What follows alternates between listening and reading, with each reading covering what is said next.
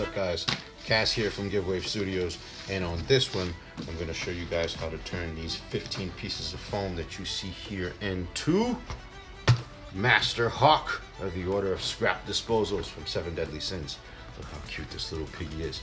Alright, so quick FYI, if you order the DIY kit from the website, you will always get the exact same laser cut parts. The only thing is you might get colors that are different from what you see here. At the end of the day, you're going to plasti dip everything one single color and then paint on top of that. So really it doesn't matter what your base color is for your foam. All right, so yeah, with that being said, let's get it.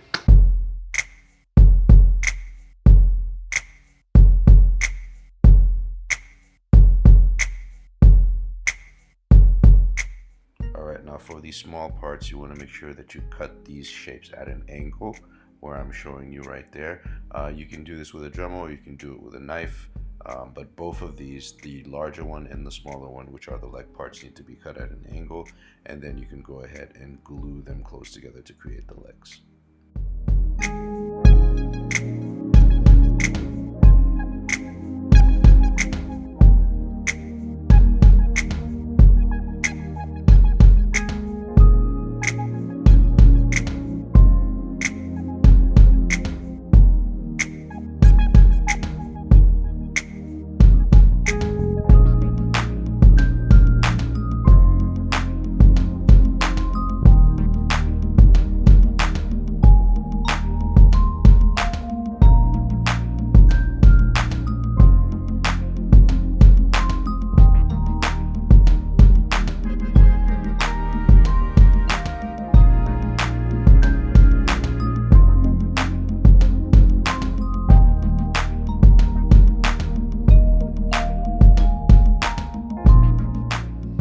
Okay, so we have our ham shape generally.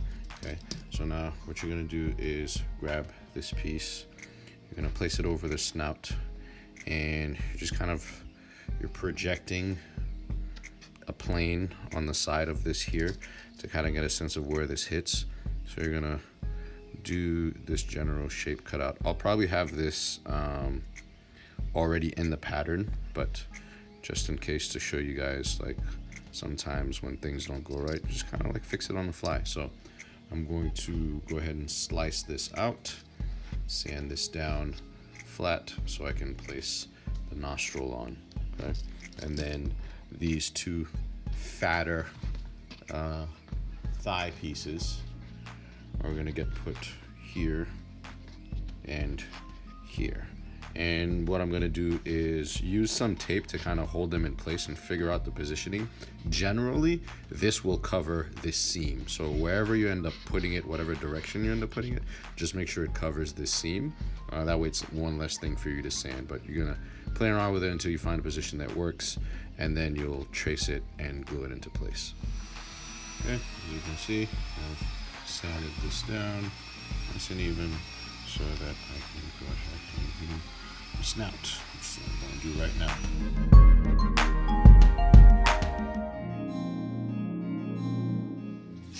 Okay, so at this point we're basically just going to play a game of mix and match. We're going to grab our little leg pieces, little ham legs, and the main thing that you want to do is this seam. You want it to follow this seam here. So wherever you put it, just make sure that it's on that seam. That's kind of a way to make sure that they're on the same plane as each other, and then just figure out like what works for you. Do you want the legs spread? Do you want the legs more closed? Do you want them more forward?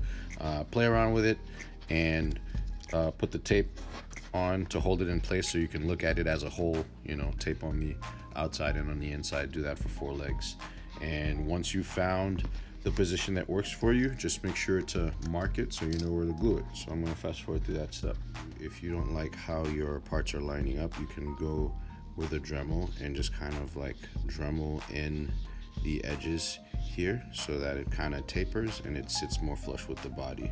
Okay, as opposed to like looking like this, you have like a smooth transition from the edge to the inside.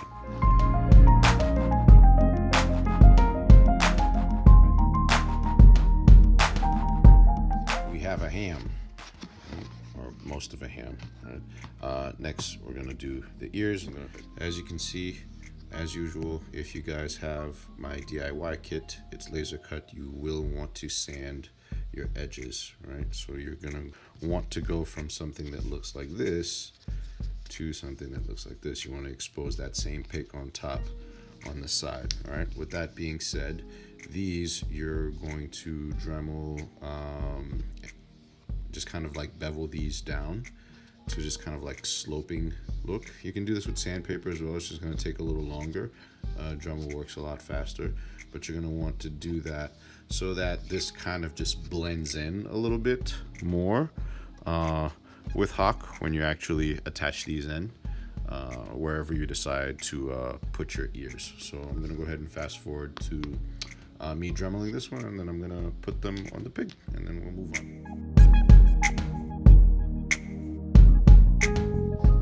Okay, we have both our ears. We're going to heat seal these.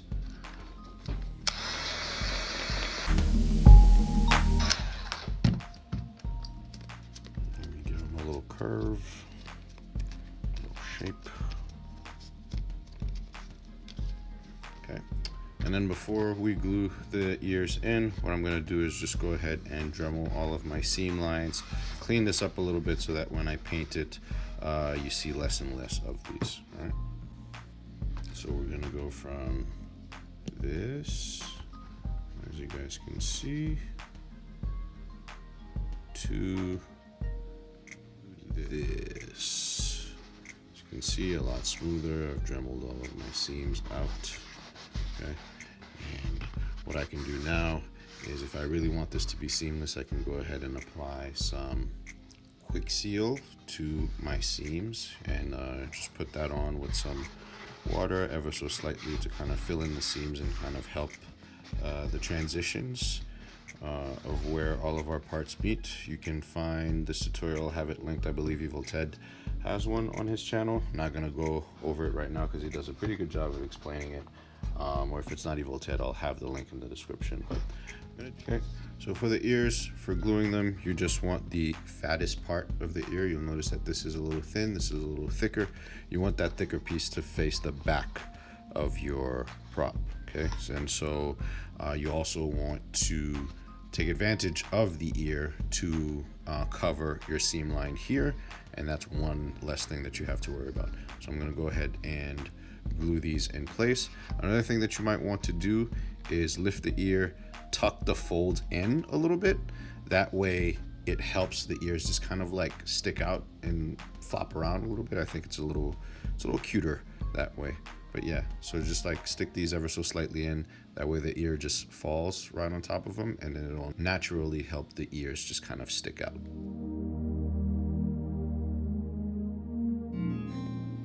Now we're gonna paint the piggy. This is a Valspar color sample that I got from Lowe's. This is called Baby Blush.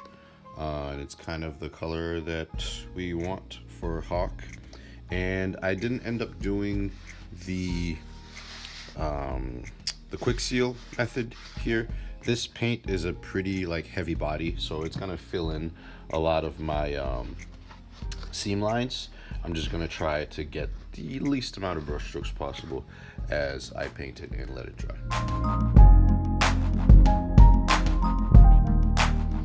I completely forgot about the tail. So grab your rounded tube that comes with your DIY kit. So just kind of slicing this at an angle. Again, just a very similar situation to what we did to the leg, so that things can just kind of jut down flush, and then you're going to sand this to a tip.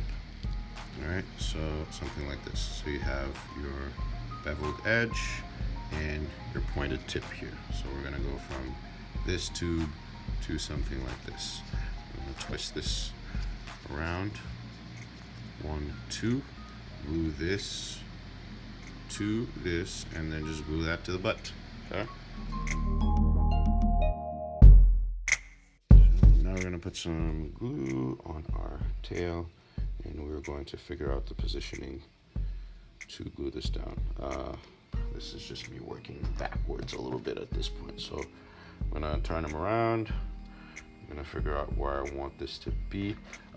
Usually what I've done is where I create the center loop here, kind of ends up at the center of the seams in the back. If you decide to put it in a different position, that is completely up to you.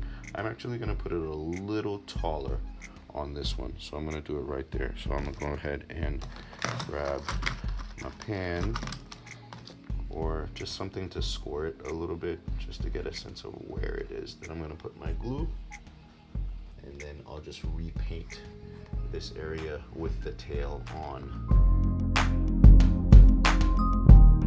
Alright, while I wait for my tail to dry, since I'm going to be doing a few more coats, you can cut out this little heart shape, right, out of a piece of foam.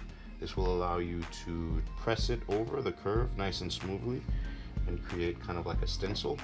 And what you're going to do is use a slightly darker pink than what you have, and you're going to use this as a stencil to paint his little heart birthmark or tattoo.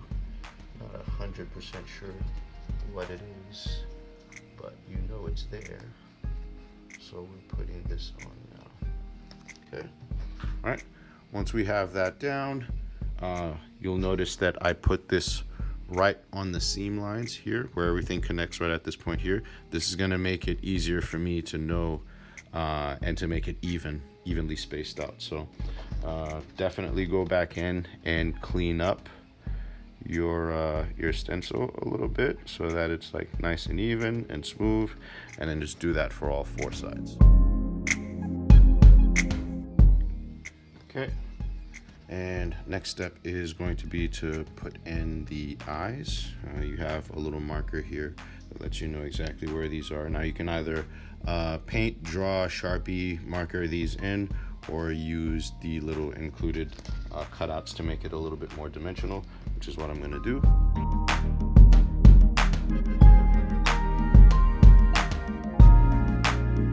Okay, once you've done that, he will look a little dead inside, so you want to give him a little bit of life by just painting a little oval at the front here.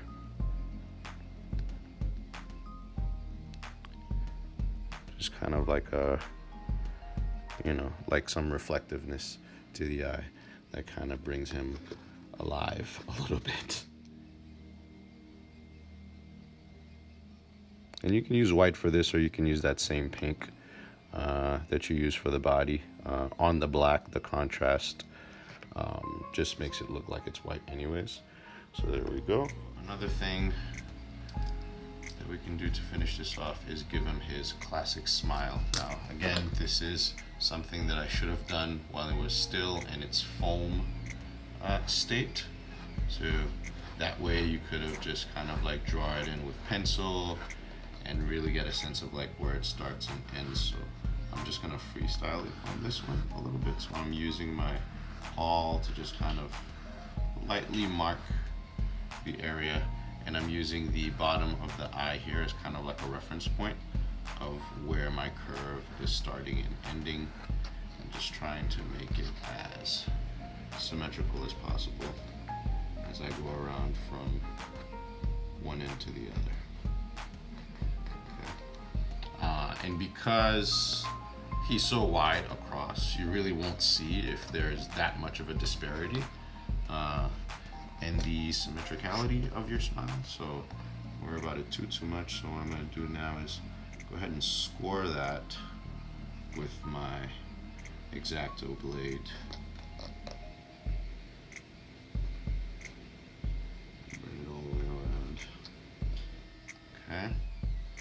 Once I kind of like where it is, and go ahead and do a secondary line here to kind of define the cheeks a little bit. Okay.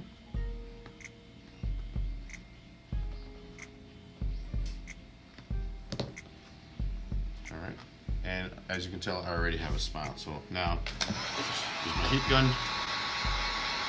bring that out a little bit more,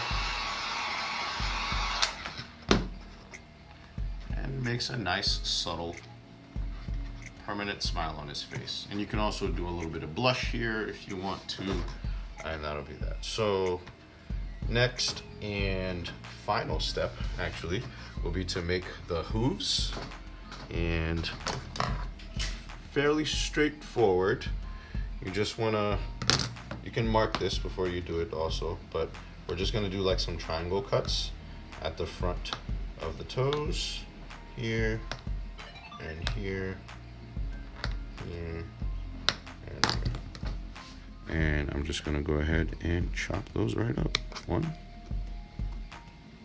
2. Now you don't want to make these more than a 1/4 of an inch tall from the bottom to the top. If you're using the template at its regular size, if you're trying to make this larger, let's say to make like his mom or something like that, you can gauge how far up you want these things to be. Okay, and you can also do these in the back as well if you'd like. But once you've done these, basically you're going to use the top of that line to trace a line around, and you're going to draw this bottom part black so that you can actually see hooves. So I'm going to fast forward through that process and catch you guys for the next time.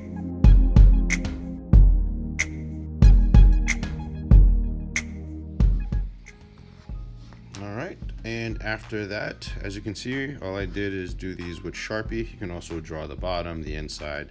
You can go as detailed as you want. This is a DIY kit, so the more work you put into it, the better it ends up looking. But all in all, this is our Captain of Scrap disposals right here. And you can also scale the template to make it as small. I wouldn't go any smaller than this. Actually, it becomes really difficult to work with the small pieces, which is the regular size that the template comes in.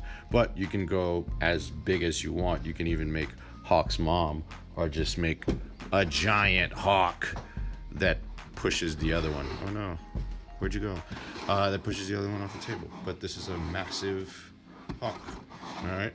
And yeah, I hope you guys enjoyed this tutorial. I hope you guys learned something as usual. If you have any questions or concerns, please leave them in the comment section. I'll have links in the video description of all of the things that I use to make this. And if you purchase the DIY kit or the template from the website, I appreciate the support and hope you guys enjoyed making this little guy. This has been Cass from GiveWave Studios, and I'll catch y'all on the next one. Cheers.